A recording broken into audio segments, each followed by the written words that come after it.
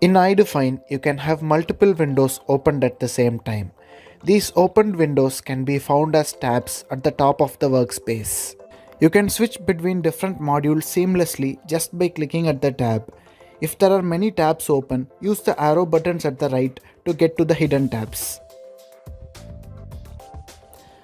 To close any unwanted windows, you can either right-click on the tab and select the close option or select the close button at the right-hand side of the workspace.